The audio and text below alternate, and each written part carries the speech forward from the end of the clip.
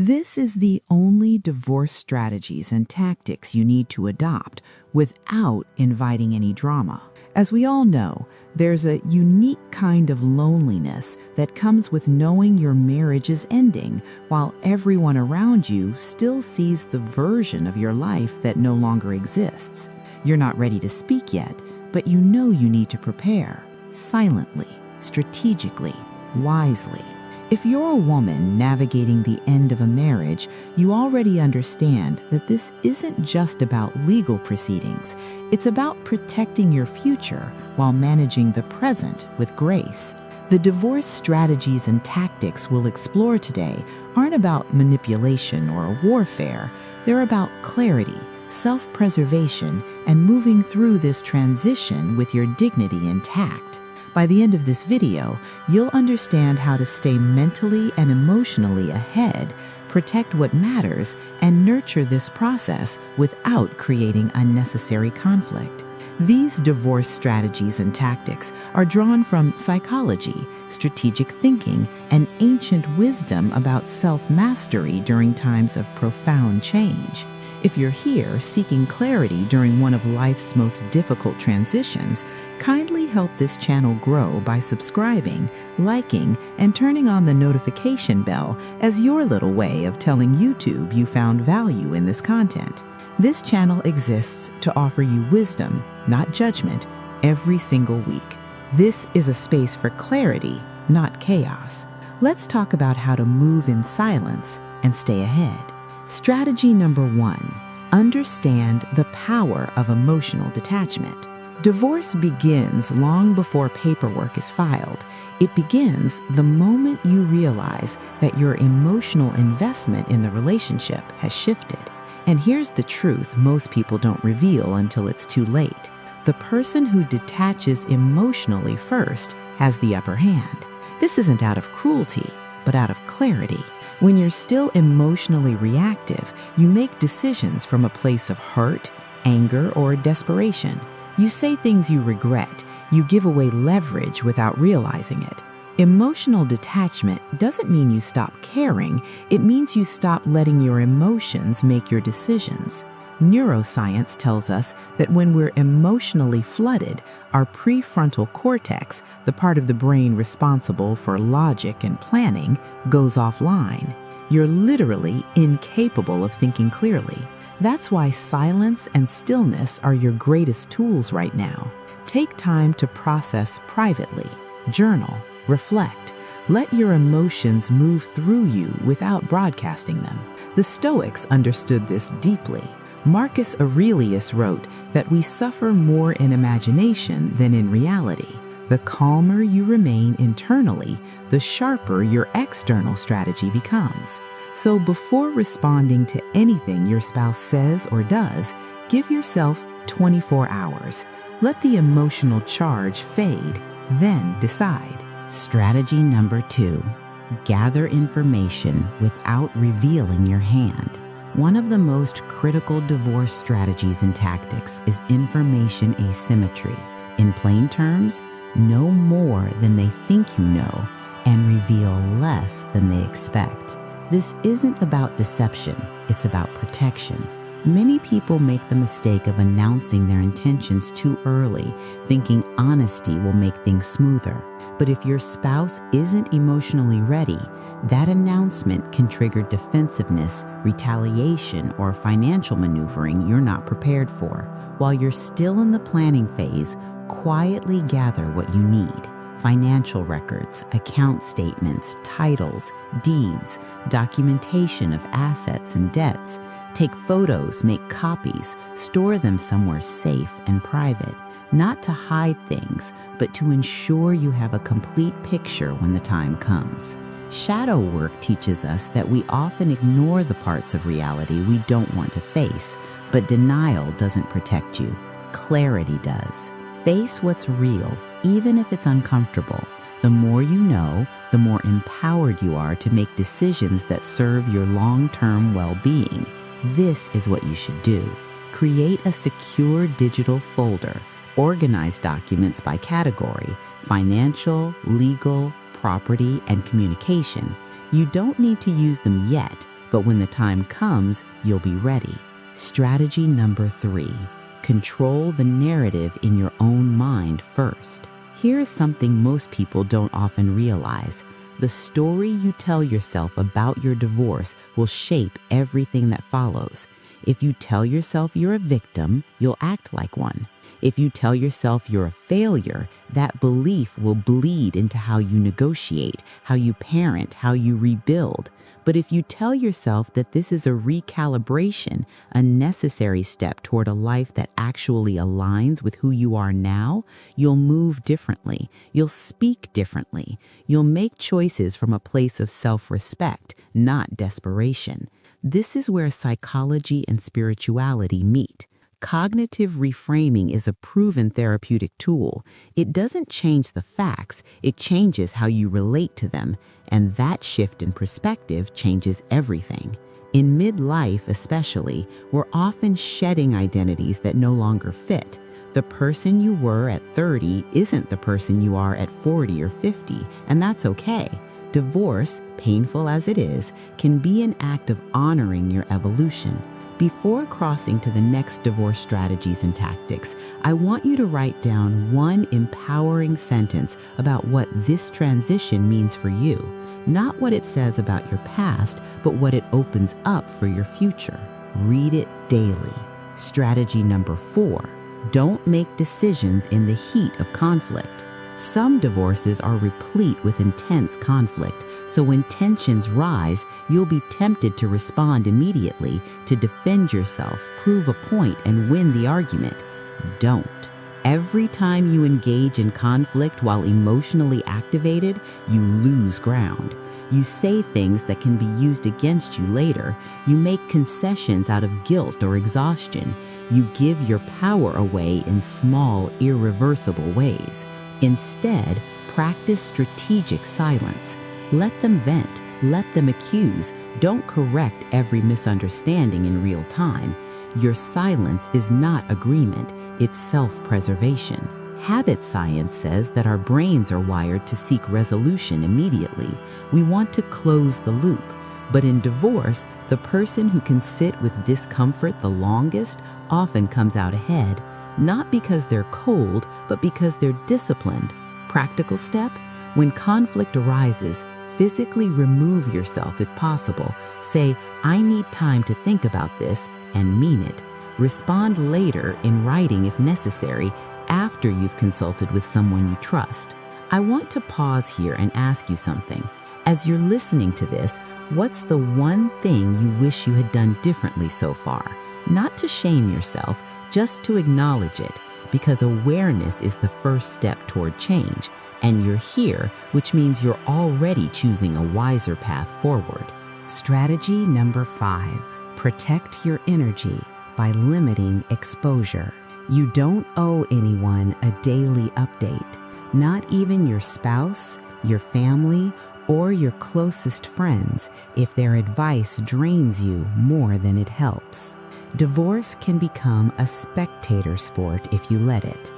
Everyone has an opinion. Everyone thinks they know what you should do, but most of them aren't living your life. They're not sitting with your specific heartbreak, your specific fears, your specific situation.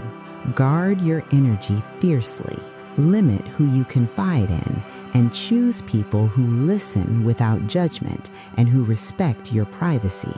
The fewer people involved in the emotional details, the less noise you'll have to filter through when making decisions. This also applies to your spouse.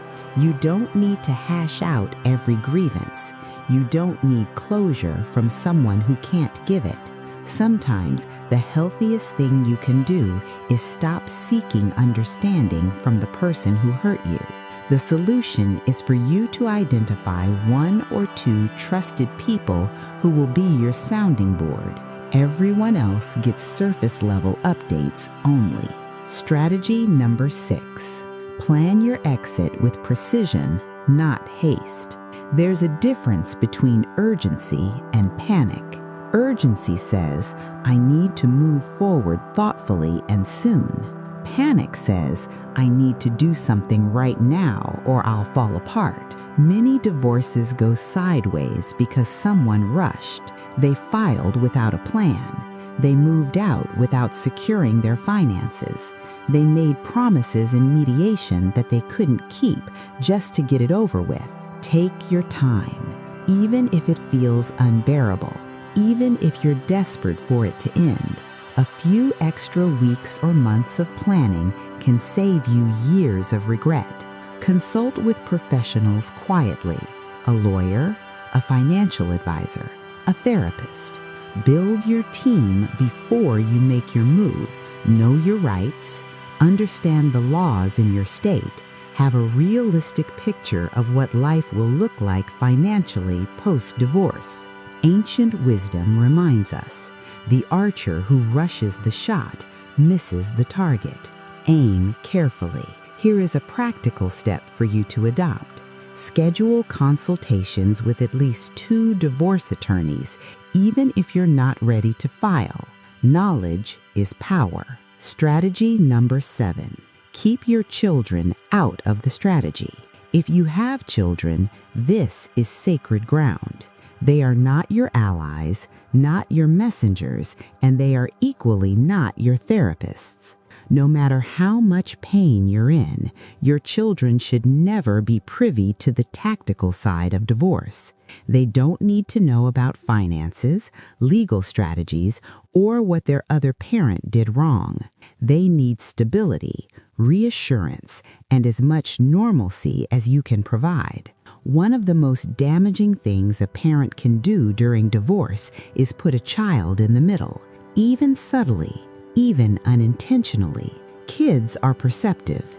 They pick up on tone, on tension, on the things you don't say. Protect them by protecting your own emotional regulation around them. Let them be children. Let them love both parents without guilt. If you need to vent about your spouse, do it with a therapist or trusted friend, never within earshot of your children. Strategy number 8. Document everything, but don't obsess. This is one of the best divorce strategies and tactics for you to take very seriously. There's a balance here. On one hand, documentation is essential. If your spouse is volatile, manipulative, or dishonest, you need a record, emails, texts, dates, incidents. On the other hand, don't let documentation become an obsession. Don't spend every evening building a case in your mind, replaying conversations, cataloging wrongs.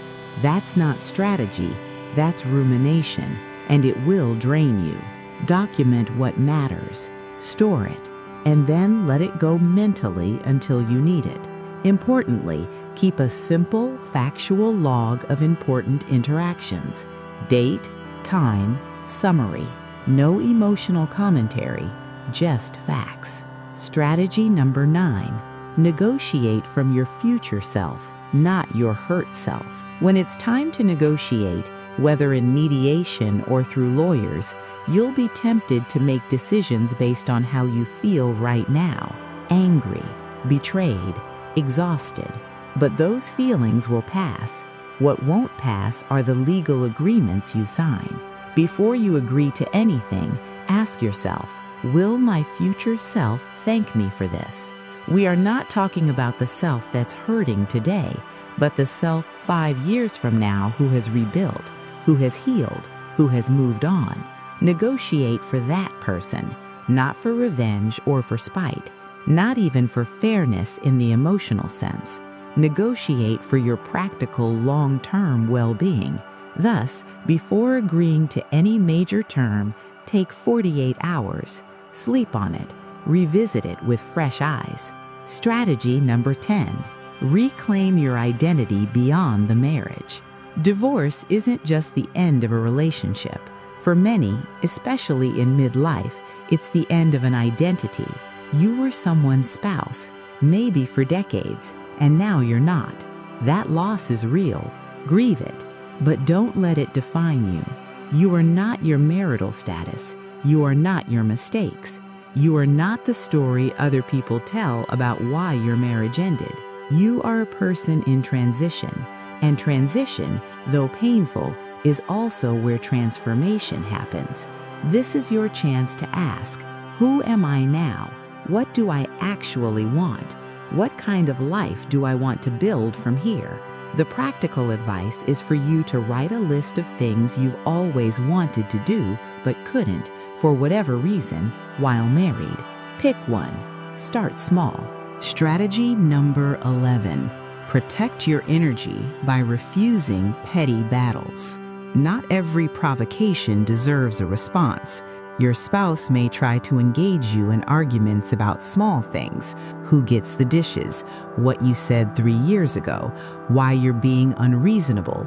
These are often unconscious attempts to avoid the real issue or to maintain connection through conflict. Do not take the bait. In neuroscience, this is about conserving cognitive resources. Every argument, every text battle, every heated phone call depletes your decision-making capacity, and you need that capacity for the decisions that truly matter. There's a principle in martial arts: the best fight is the one you don't have. You don't win by engaging.